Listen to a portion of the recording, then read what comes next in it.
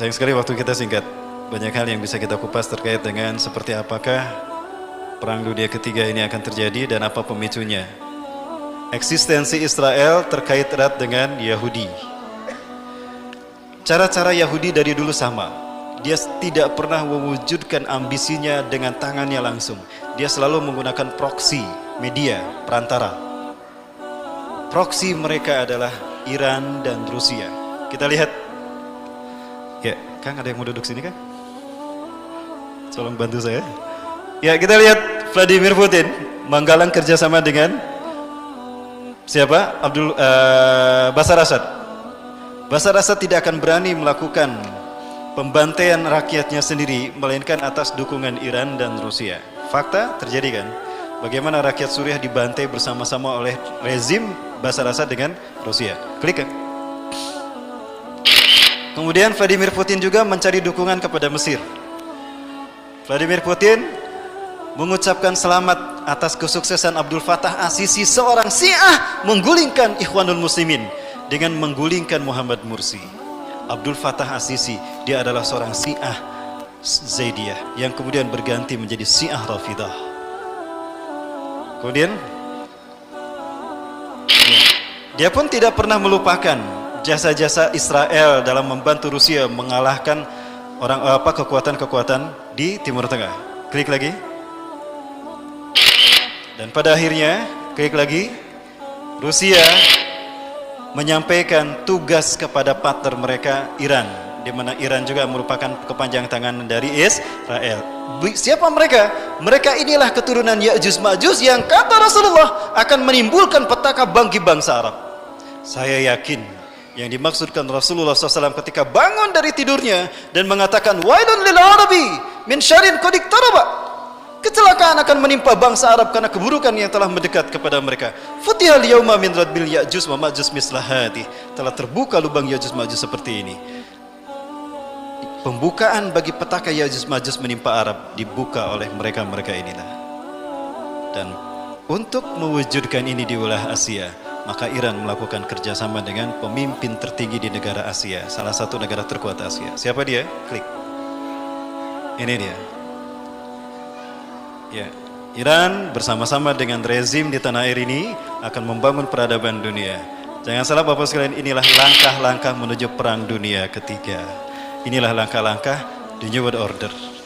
Maka pemicu terjadinya perang dunia ketiga adalah tekanan dari rezim yang zalim kepada kepada rakyat yang mayoritas muslim, kepada umat Islam.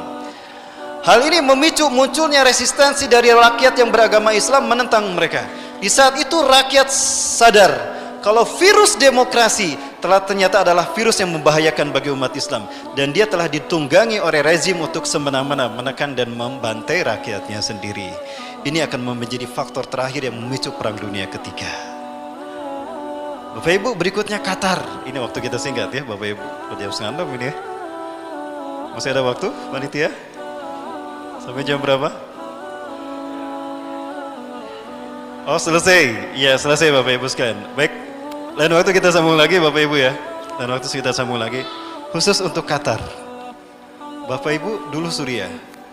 Sebelumnya saya bahas kenapa Suriah dikuasai secara cepat. Yang dikedepankan bisa siapa saja. Isunya bisa terorisme, isunya bisa ada fraksi-fraksi jihad di sana.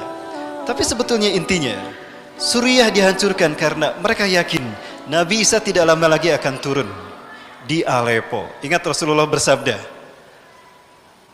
"Taqarrabaz zamanu linuzuli Isa bin Maryam fikum." Sungguh telah dekat turunnya Isa bin Maryam di tengah-tengah kalian. Ya Kang, nuhun Kang. Gak apa-apa duduk situ juga Kang. Ya, telah dekat waktu turunnya Isa bin Maryam di tengah-tengah kalian. Hakaman adlan, sebagai hakim yang adil. Fayaksirus soliba, beliau akan menghancurkan salib. Wayaktulul hingzira, beliau akan membunuh babi. Wayadaul jizyah, beliau akan menghapuskan pajak. Alhamdulillah, kabar gembira. Kalau amnesti pajak, kabar gembira bagi para pengusaha, bagi para konglomerat. Tapi ini kabar gembira bagi kita. Nabi Isa akan menghapuskan pajak, kata Rasulullah. Kita nggak usah bayar pajak nanti. BPKB motor mobil kita nggak usah dibayar. Gratis nanti. Kapan? Kalau Nabi Isa turun. Maka berdoa Nabi Isa cepat turun ya. Wa yafidul mal hatta la yakbalu ahadun. Harta akan melimpah ruas sehingga tidak ada seorang pun yang menerimanya. Kita akan kaya raya. Jadi kalau saat ini prihatin, balang saksing sabar, kema benghar, iraha nunggu Nabi bisa turun. Ya. Wayang zilu alal manaratil baida. Beliau akan turun di masjid bermenara putih. Di mana itu? Syarqiyah Damaskus, di Damaskus Timur. Di manakah Damaskus Timur? Aleppo. Jadi satu-satunya alasan yang logis bagi saya, kenapa Aleppo dibantai begitu saja? Karena mereka yakin kalau Nabi Isa waktu turunnya segera tiba untuk turun di Aleppo. Saat itu umat Islam akan dipimpin oleh Imam Mahdi. Mereka cari kemana nih larinya Imam Mahdi? Oh, ternyata Imam Mahdi larinya ke Qatar. Kenapa harus Qatar? Satu, Qatar dari dulu terkenal sebagai negara yang rajin memberikan bantuan kepada negara-negara yang terzolimi. Hamas, Afghanistan, Al-Qaeda, perjuangan Al-Qaeda di Somalia itu tidak terlepas dari kontribusi Qatar dalam memberikan bantuan dana. Qatar juga memberikan pintu terbuka lebar, membuka pintu lebar-lebar bagi para pejuang yang mereka tertekan di negaranya untuk tinggal dengan aman di Qatar. Pejuang-pejuang Ikhwanul Muslimin, pejuang-pejuang mujahidin Hamas, Izzuddin Al-Qassam, tidak sedikit mereka yang tinggal di Qatar. Yusuf Qaradawi, Syekh Yusuf Al-Qaradawi, beliau justru membuka kantornya Al-Quds Institution itu di Qatar. Lupakah kita? Rasulullah SAW pernah menyebutkan kalau Imam Mahdi keturunan dari Hasan ini, klannya tinggal di Qatar. Raja Qatar sebetulnya adalah keturunan Bani Tamim. Dalam salah satu hadis Rasulullah bahwa Imam Mahdi Rasul sebutkan sebagai pemuda dari Bani Tamim. Klan Tamim yang terkuat ada di Qatar. Jadi isu Qatar diserang sebetulnya bukan hanya karena membantu mujahidin, bukan. Tetapi mereka yakin Imam Mahdi ini dari keturunan Bani Tamim, klan Bani Tamim terkuat ada di Qatar.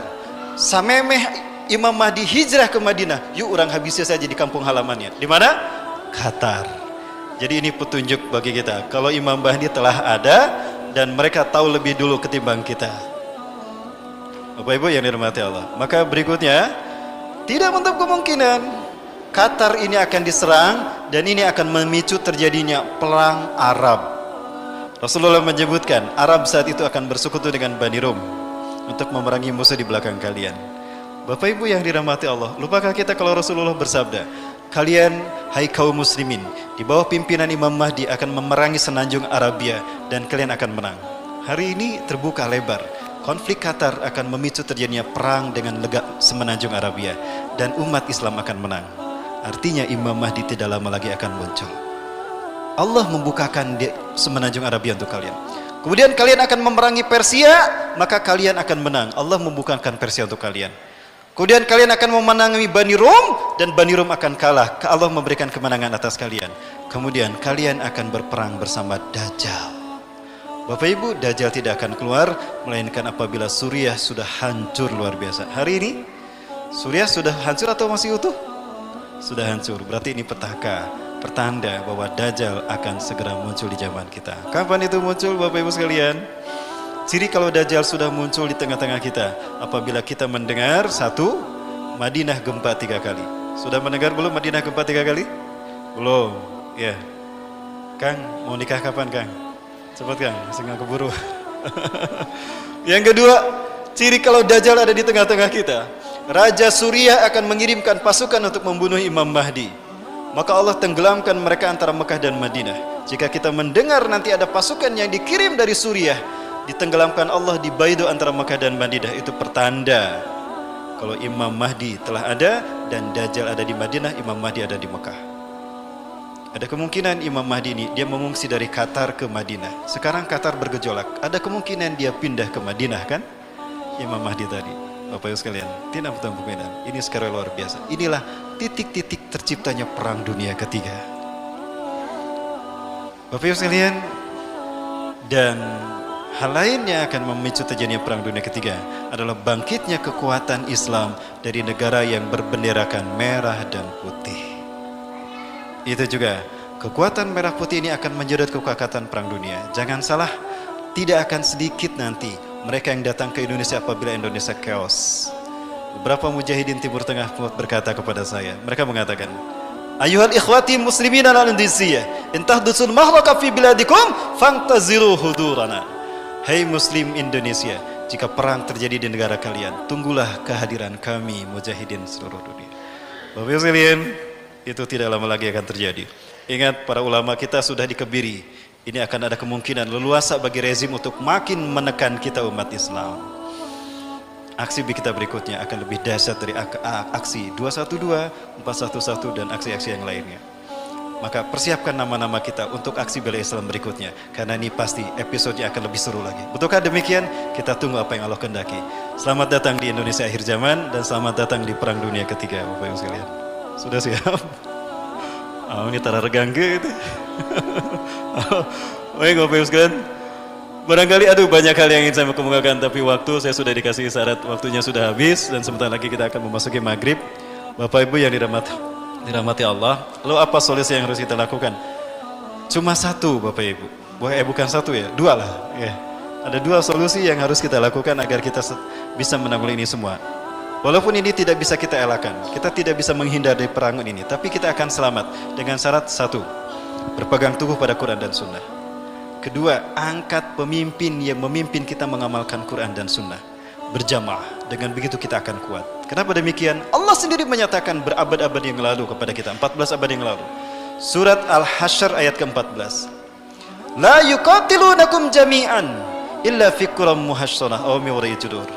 Ba'sum bainahum sadid tahsabum jami'a wa qulubuhum shatta. Mereka musuh-musuh kalian tidak akan bisa memerangi kalian kalau kalian berjamaah bersatu padu. Kecuali di benteng-benteng teritorial, artinya dalam benteng-benteng nasionalisme. Maka jangan jadikan kebangsaan ini menjadi pemecah belah persatuan umat Islam, tapi jadikan ini sebagai pemersatu kita. Yang berikutnya, Bapak Ibu yang dirahmati Allah, ya, tetap pertahankan syiar-syiar dakwah seperti ini. Kaji hadis-hadis akhir zaman agar rakyat melek. Ya, karena edukasi dan tarbiyah kepada masyarakat harus terus digalakan. Maka saya mendoakan kepada MIM, mudah-mudahan terus bisa istiqomah menyelenggarakan event-event semacam itu untuk menyadarkan umat Islam atas pentingnya kita berjamaah. Karena ketika kita berjamaah, kita tidak akan terkalahkan. Sebagaimana tangan kita. Kalau saya berperang hanya dengan mengangkat telunjuk, bisa saya mengalahkan musuh saya? Bisa jatuh musuh? Enggak. Atau menggunakan kuku bima? Enggak bisa juga kan? Atau menggunakan ini? Bisa enggak? Enggak bisa. Tapi kalau 5 jari kita yang berbeda, kita kepalkan. Ada yang mau nyicip, silakan datang ke sini. Beginilah kita memang berbeda, tapi perbedaan kita memiliki potensi yang berbeda pula. Namun jika potensi ini disatukan, kita akan kuat, betul? Baik, saya yakin potensi itu sudah terlihat. Maka jika semua potensi itu dikumpulkan, luar biasa dahsyat kekuatan yang akan muncul. Dan tidak untuk kemungkinan kita akan menjadi pelaku-pelaku kebangkitan Islam itu, terlebih di negara kita, betul? Allahu Akbar, Allahu Akbar, La ilaha illallah, Muhammadur Rasulullah, Al-Quranu Dusturuna, Al-Jihadu Fisabilillah, Asma Amanina, Wahayatuna. Allahu Akbar. Terima kasih atas perhatiannya.